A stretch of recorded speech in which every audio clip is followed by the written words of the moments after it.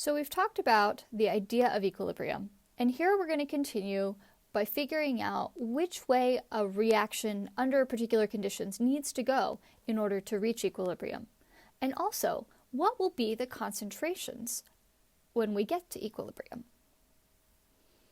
So we said before that the magnitude of K tells us about the extent of our reaction at equilibrium, and by extent we mean something like how much products compared to how much reactants. And so we said that very large Ks have a lot of products, and very small Ks have mostly reactants. But what about a reaction that isn't yet at equilibrium? So if we just have some initial concentrations, instead of calculating K, which is only for equilibrium concentrations, we can calculate Q. And so Q has the same formula as K. In this particular case, for this reaction, Q, we do the same thing where we write the products to their stoichiometric coefficients over the reactants to their stoichiometric coefficients, but we use Q when those concentrations are not at equilibrium, and we use K when they are at equilibrium. And so if the value of Q, so like in this graph in the lower right, if the value of Q starts out at 0, meaning we have no products in our mixture, we see that Q will increase over the course of the reaction until it reaches the value of K, equilibrium. So another way we can represent this idea that the reaction is proceeding toward equilibrium is to compare the relative values of Q and K.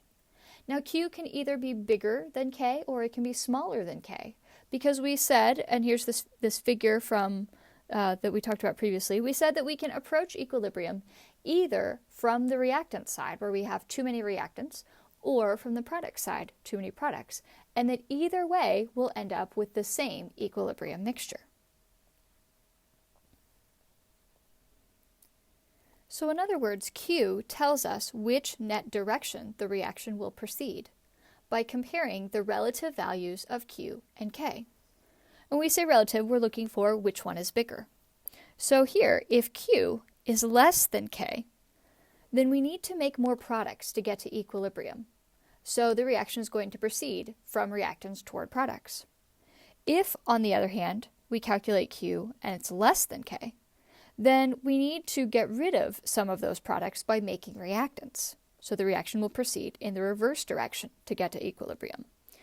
If we were to calculate Q and it equals K, that means the reaction is at equilibrium. And so movement toward equilibrium changes the value of Q until Q equals K. So the value of K stays the same for a particular reaction at a particular temperature, but Q represents the minute-to-minute status of the reaction as it's proceeding. Is it going to go toward reactants or is it going to go toward products to get to equilibrium? So here's another way of thinking about this.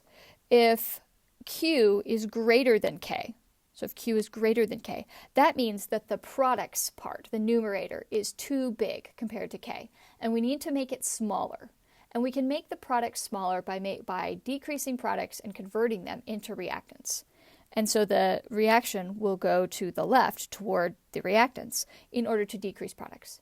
If Q is less than K, so this is on the right side, that means that the bottom is too big, the denominator, the reactants are too numerous. And in order for Q to reach K, we need to decrease the reactants by converting them to products. If Q equals K, then the products and the reactants are in their equilibrium ratio, and there will be no net reaction forward or backward. But remember, we know that equilibrium means that the reactions are continuing, but that their rates are equal. So let's do an example. So here's this sulfur dioxide plus oxygen goes to SO3 reaction that we've been looking at, and at some particular temperature, the value of Kc equals 5. If these are our initial concentrations, what will happen in this system?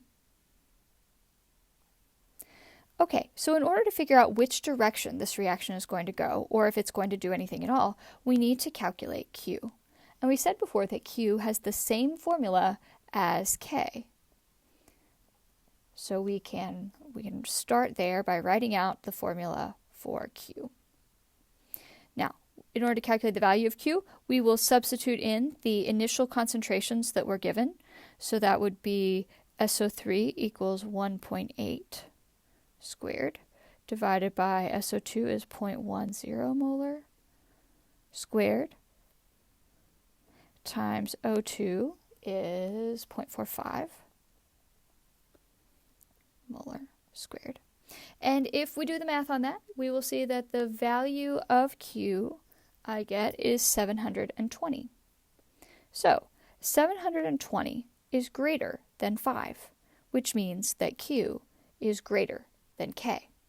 And so that means that this reaction is not at equilibrium and that it will proceed toward the reactants in order to achieve equilibrium. And so toward the reactants is the left. So this reaction is not at equilibrium and will shift to the left in order to achieve equilibrium state. So we're going to make more reactants to get to equilibrium. Okay, so how do we calculate the actual concentrations at equilibrium? What are we going to end up with when we get there? We have some steps for this. We're going to start with our balanced equation and our equilibrium constant K expression. And then the acronym I want you to remember is ICE. We're going to make a table where we calculate Q using the initial amounts, I is for initial, in order to figure out which way the reaction needs to proceed in order to get to equilibrium. We don't actually know how much it's going to change. So it's not going to change based on the limiting reactant in this case. Instead, it's going to change by some unknown amount to get to equilibrium that we will set to X. So C is for change. And then finally, we will determine the equilibrium amounts in terms of X and then solve for X using the value of the equilibrium constant. So E is for equilibrium. And then finally, we can check our answer using the value of K and the equilibrium constant expression. So let's see how this would actually work. So here's a reaction where we have a value of Kc, and we have our chemical reaction, and we know these initial concentrations. And so we're going to set up a table where we have our reactants and our products in columns, and we have our acronym ICE, initial, change, and equilibrium. Okay, so we can start by filling in our initial amounts.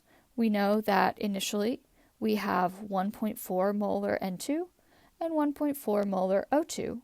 And since we're not told how much NO we have, that means that we have 0.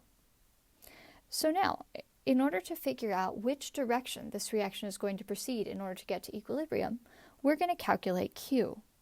Remember that Q has the same form as the expression for K. So we can start by writing the expression for K. All right, and then if we want to calculate Q, we'll see that we have 0 NO squared divided by 1.4 times 1.4, and that's going to equal 0. So Q is 0.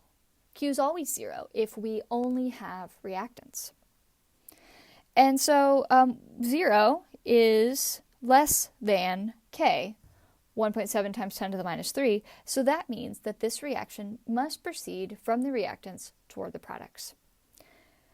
So we said we were going to set our change equal to X, and since our reaction is going from reactants to products, that means that our reactants are going to decrease in their amount. So we'll set that as negative X because reactants are decreasing. Oxygen, also a reactant, also going to decrease, and it's going to decrease by the same amount because these have the same stoichiometric coefficient. The product NO can only go up from here, so it's going to increase. But it's going to increase by 2x, because for every one N2 that reacts, we're going to make 2 NOs. Okay, and now we can find our equilibrium amounts by basically sort of adding down this column. So this will be 1.4 minus x at equilibrium, 1.4 minus x at equilibrium, and this one will be 2x at equilibrium. So now we know that those equilibrium concentrations will equal our value of K, which we said is 1.7 times 10 to the minus 3 at this temperature. And so we can fill in our equilibrium amounts in terms of x into our equilibrium constant expression. So for NO, we said that it's going to equal 2x, and there's our coefficient, or our exponent from our stoichiometric coefficient, 2, so it'll be 2x squared. And then for N2, we have 1.4 minus x, and for O2, we have 1.4 minus x. Okay, and so we can simplify that a little bit by recognizing that this is 2x squared divided by 1.4 minus x squared. So now we have an equation in one variable, we just have to solve for x. So the easiest way to solve for x in this case is to take the square root of both sides.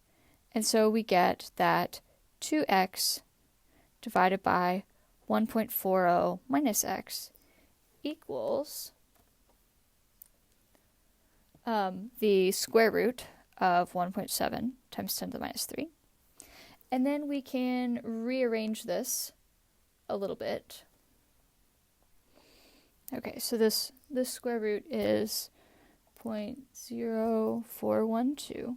All right, and so we can rearrange so that we distribute multiply the 1.4 to the other side, and we get 0.0577 minus 0.0412x equals 2x. And if we solve for x, I get 0.0283. Okay, and so I've skipped some algebra steps there, but you can work on those on your own paper. So that means that at equilibrium, if we kind of go back to our original table, that at equilibrium we have 140 minus x, which will equal to 1.37 molar for each of these. And that the equilibrium amount of NO will be 2 times x, which will equal 0.057. And we can check that those are reasonable equilibrium values, because if we put them back into our K expression, so we do 0.057 squared divided by 1.37 times 1.37, we find that we get back our equilibrium constant value, 1.7 times 10 to the minus 3. Okay, so here is how we calculate the concentrations at equilibrium. There are some other concerns, and we'll keep doing practice with this in class.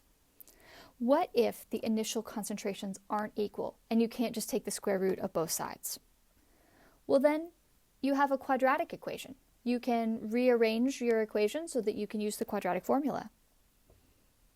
But wait a minute, Dr. Young, doesn't the quadratic equation produce two different answers? It does, but only one of them is chemically reasonable. It's usually the positive one. You'll pick the one that doesn't change the concentration or pressure by more than the initial amount, because remember, you can't have negative concentrations. You can also do these problems with partial pressure instead of concentration. And for some of you, partial pressure makes you a little bit nervous.